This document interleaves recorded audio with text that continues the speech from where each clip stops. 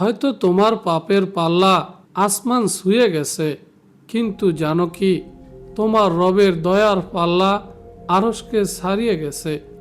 হজরত আবু হুরায়রা রাদিয়াল্লাহু তাআলা আনহু থেকে বর্ণিত, রাসূলুল্লাহ সাল্লাল্লাহু আলাইহি ওয়াসাল্লাম বলেছেন, আল্লাহ তাআলা মাখলুক সৃষ্টির পর তার কিতাবে লাউহে মাহফুজে লিখে দিয়েছেন, যা তার কাছে আরশের উপর বিদ্যমান আছে। নিশ্চয়ই আমার রহমত বা দয়া আমার কোরদের উপর জয়লাভ করেছে। সুতরাং কোনো বান্দার উচিত নয় তার রবের করুণা থেকে নিরাশ হওয়া, কারণ তিনি পরম ক্ষমাশীল ও দয়ালু। চলুন শুনি সেই গল্প যা আপনার জীবনের মোড় ঘুরিয়ে দেবে এবং আল্লাহর প্রতি বিশ্বাসের নতুন এক দুয়ার উন্মোচন করবে। এক ব্যক্তি ৯৯ জন মানুষকে হত্যা করে তওবার পথ খুঁজছিল। সে এক আবেদের কাছে গিয়ে জিজ্ঞেস করল, আমার কি তওবার সুযোগ আছে? আবেদ নাকচ করে দিলে সে তাকেও হত্যা করে সেঞ্চুরি পূর্ণ করল। এরপর এক জ্ঞানীর কাছে গেলে তিনি বললেন, তোমারও তওবার মাঝে কে বাধা হতে পারে? সে এক নেককার জনপদের দিকে রওনা হলো। পথে মৃত্যু তাকে গ্রাস করল। আযাব ও রহমতের ফেরেশতা বিতর্কে লিপ্ত হলো। আল্লাহ জমি পরিমাপ করতে বললেন। দেখা গেল সে নেককারদের এলাকায় এক হাত কাছে ছিল। আল্লাহ তাকে ক্ষমা করে দিলেন।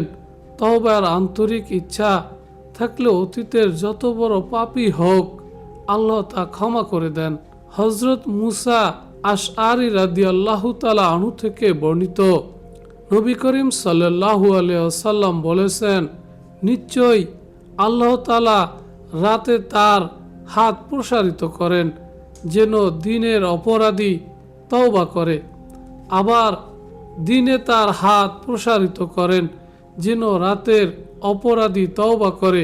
সূর্য পশ্চিম দিক উদিত হওয়ার পূর্ব পর্যন্ত কিয়ামত পর্যন্ত এ নিয়ম চলবে। জাহান্নাম থেকে সর্বশেষ যে ব্যক্তি বের হবে সে সামগ্রী দিয়ে আসতে থাকবে। আল্লাহ তাকে বলবেন, জান্নাতে যাও। সে জান্নাতের দরজায় গিয়ে ভাববে জান্নাত পূর্ণ হয়ে গেছে। সে ফিরে এসে বলবে, হে আমার রব, জান্নাত তো পূর্ণ।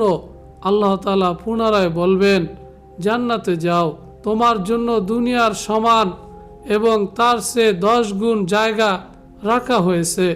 সে অবাক হয়ে বলবে, আপনি কি আমার সাথে উপহাস করছেন, অথচ আপনি মহাবিশ্বের অধিপতি।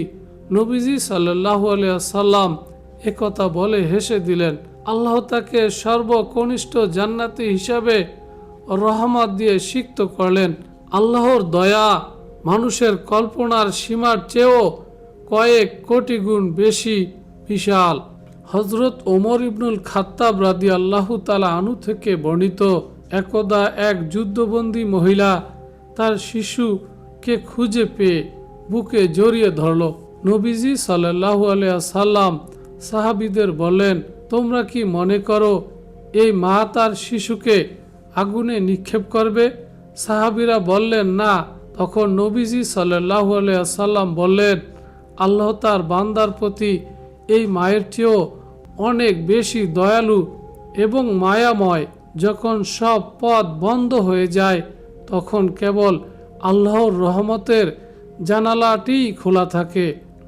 3 জন লোক বৃষ্টি থেকে বাঁচতে পাহাড়ে আশ্রয় নিল। হঠাৎ উপর থেকে পাথর পড়ে গুহার মুখ বন্ধ হয়ে গেল।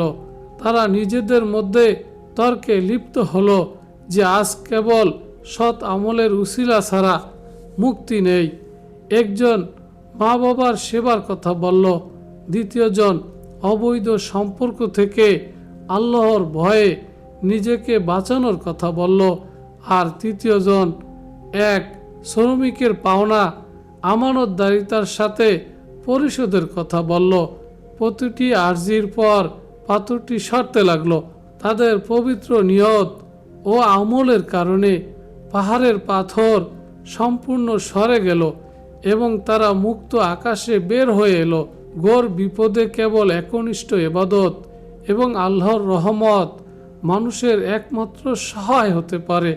রাসূলুল্লাহ সাল্লাল্লাহু আলাইহি ওয়াসাল্লাম বলেছেন, আল্লাহ তাআলা বলেন, আমার বান্দা আমার প্রতি যেমন ধারণা করে আমি তার সাথে তেমন ব্যবহার করি। যদি সে আমাকে মনে মনে স্মরণ করে আমি তাকে মনে মনে স্মরণ করি। সে যদি সমাবেশে স্মরণ করে আমি তাকে তার চেয়ে উত্তম সমাবেশে তাকে স্মরণ করি। সে যদি আমার দিকে এক বিগত এগোয় আমি এক হাত এগোই।